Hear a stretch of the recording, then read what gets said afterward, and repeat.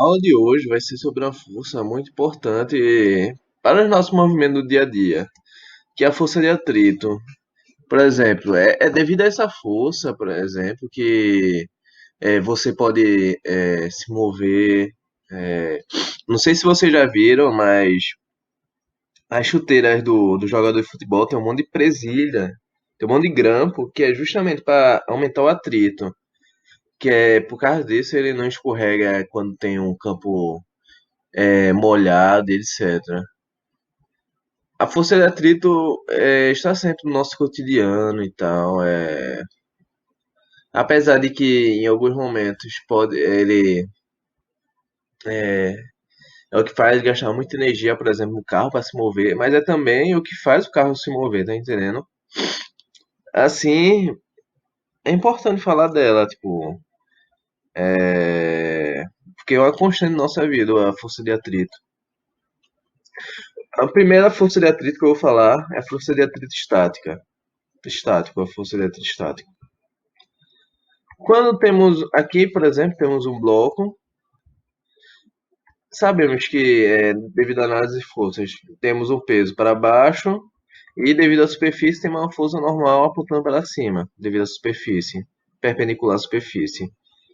Se tentarmos puxar um bloco e não aplicarmos uma força suficiente, vamos ver que esse bloco não vai se mover se não aplicarmos uma força grande o suficiente. Pela segunda lei de Newton, se aplicarmos uma força numa certa direção, esse bloco deveria se mover. Vocês podem fazer isso vendo que isso acontece, fazendo o seguinte experimento. Vocês podem fazer isso aí na própria casa de vocês. Tipo, pega um livro e dá um empurrão, e você vai ver que esse bloco ele vai parar devido a um certo tempo, né? Isso acontece devido à força de atrito. Assim, a força de atrito, a gente sabe que a força de atrito no caso estático, no caso dinâmico também, uma força paralela à superfície, tá entendendo? Se a gente tem uma superfície, aí tem uma força paralela à superfície, só que em sentido contrário a essa força aqui, ó, tá entendendo? Aqui, o que faz o bloco não se mover é justamente a força de atrito estática. É, por isso é que vocês vão ver, vocês vão dar uma certa força e o bloco não vai se mover. Ele só vai se mover a partir de uma certa quantidade de força. Assim a gente sabe que essa força de atrito ela é proporcional à força que é aplicada, entendeu?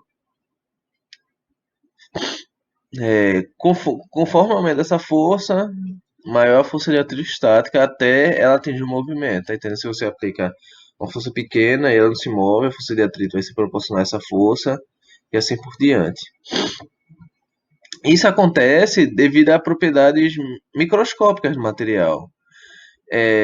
Apesar de não parecer, mas mesmo os materiais lisos e polidos, eles vão ter certas ranhuras. Se você vê no microscópio, as superfícies elas são cheias de rugosidade, tá entendendo? Aqui, ó. Assim como o material, qualquer material ele vai ter certa rugosidade aqui. Isso faz que, tipo, uma parte da rugosidade trave com a outra, tá entendendo? E essa trava é que faz o atrito, tá entendendo?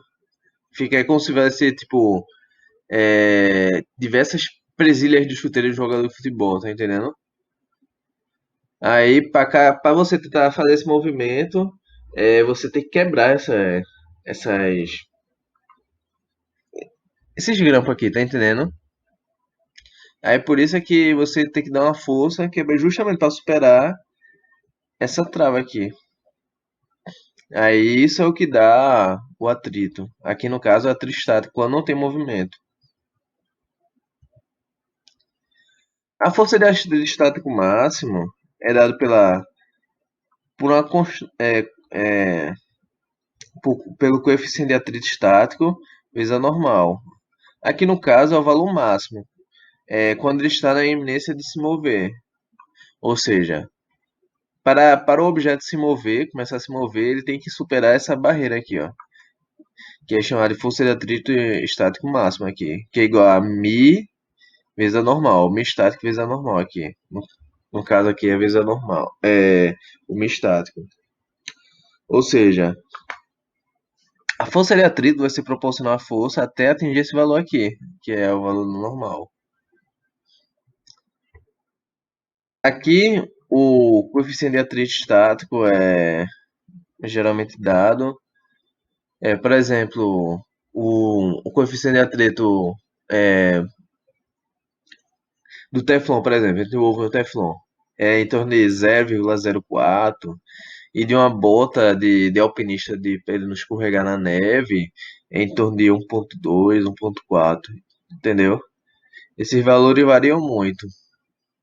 E é devido aos materiais que é feito. E o N aqui é a força normal que tem paralela à superfície aqui. Entendeu? Assim, a gente tem uma ideia do porquê as coisas têm dificuldade para se mover, ou quando a gente põe alguma coisa em movimento, essa força, esse objeto perde energia, tá entendendo?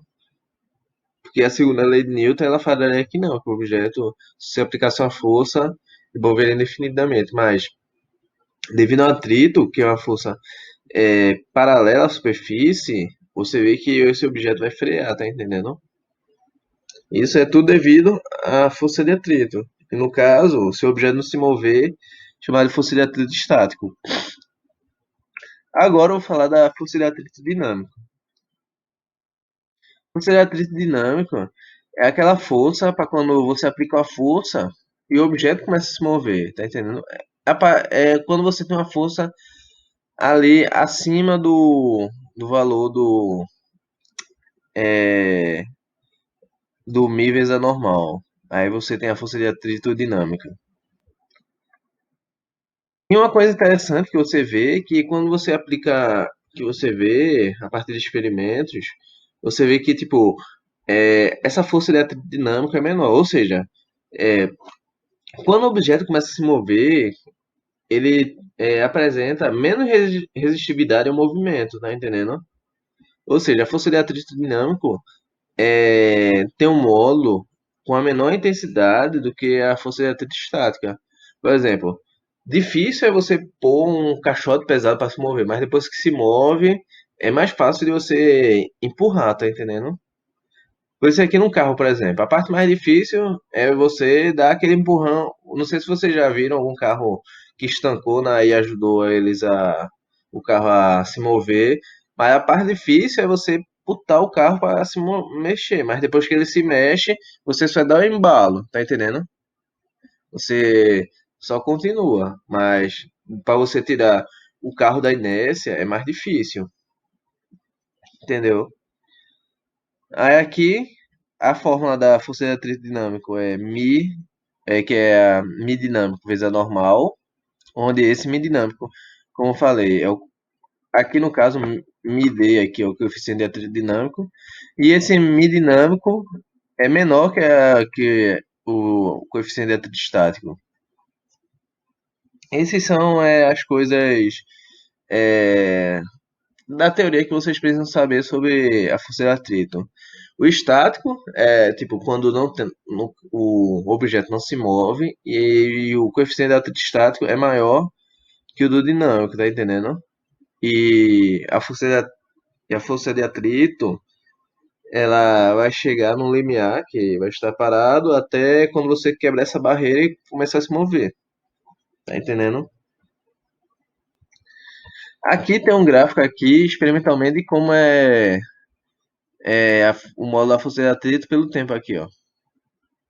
Você aplica uma força de atrito, aí vai ser o estático aqui, ó. Aí, a partir de um certo tempo, você vê que a força de atrito diminui. Aqui é chegar no máximo, a força de atrito estático, até chegar numa parte que você vê que ele começa a diminuir, que aqui começa o movimento, ou seja, a parte da força eletrodinâmica aqui. E você vê, apesar de ter certas variações, que isso aqui é um valor experimental, você vê que é praticamente constante no tempo aqui, ó. Entendeu? E que é justamente esse valor aqui. Aqui, a força eletrostática aumenta para equilibrar a força aplicada, aqui, que é justamente que é quando não ocorre movimento, até atingir o valor da normal. A partir disso, da constante do coeficiente de atrito vezes a normal, até atingir esse valor. E a partir desse valor você vê que diminui e vira força eletrodinâmica vezes a normal, tá entendendo? A força eletrodinâmica, vocês têm que ver que ele não depende da força aplicada, vai ser sempre um valor constante, mas a força eletrostática, ele depende da força. Ele começa em zero, porque ninguém está aplicando a força, aí quanto mais até atingir o limiar do movimento. Agora eu vou passar um vídeo de experimento de como é atuada essa força eletrostática e depois vamos fazer alguns exercícios.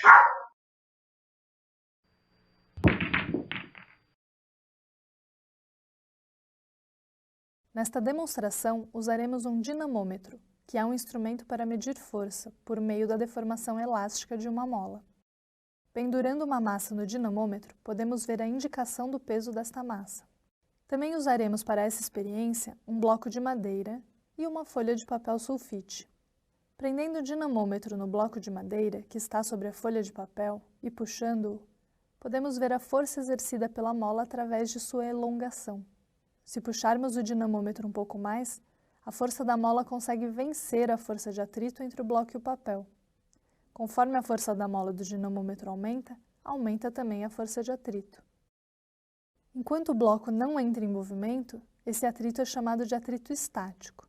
Em movimento, o atrito é chamado de atrito dinâmico. Nessa experiência, podemos ver ainda que o atrito, tanto estático quanto dinâmico, diminuem muito quando o bloco passa para a superfície da mesa, fora do papel.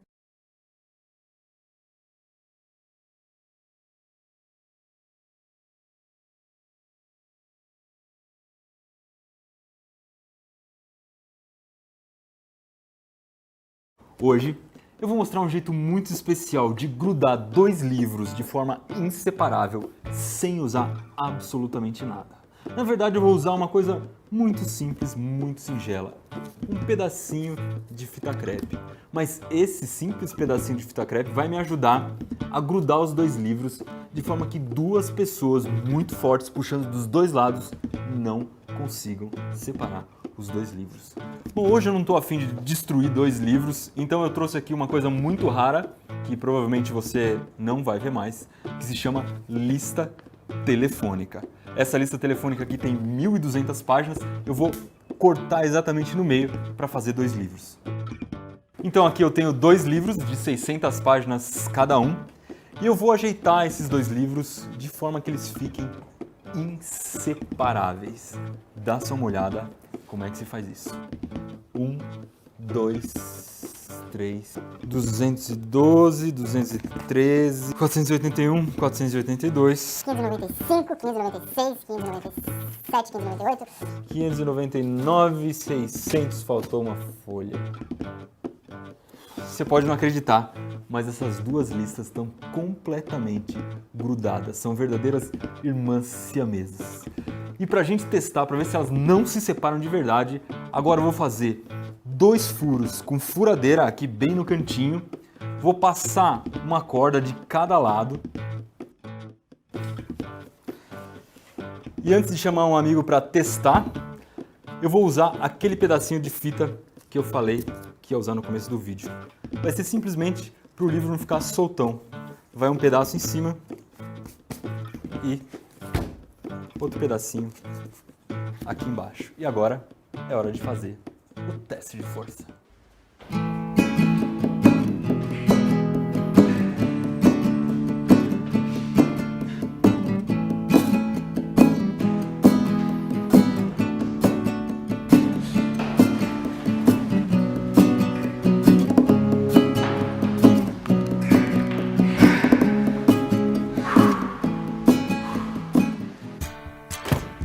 Depois desse esforço todo, você deve estar se perguntando como é que essa lista telefônica aguentou tanta força dos dois lados. Isso acontece por causa do atrito. Aqui tem 600 folhas, são 1.200 páginas, então 600 folhas. Se a gente somar toda a área de atrito dessas 600 folhas, vai dar 32 metros quadrados, que é praticamente o tamanho do estudo do Manual do Mundo. Então, o atrito gerado aqui entre as folhas da lista é mais ou menos como se a gente tivesse duas lonas de freio gigantes de 32 metros quadrados cada uma, colocasse uma contra a outra e tentasse separar. E aí o atrito gerado aqui dentro é tão grande que mesmo que duas pessoas puxem com toda a força dos dois lados, não dá para separar. Mais experiências como essa aqui você encontra na próxima terça-feira no blog Uhul.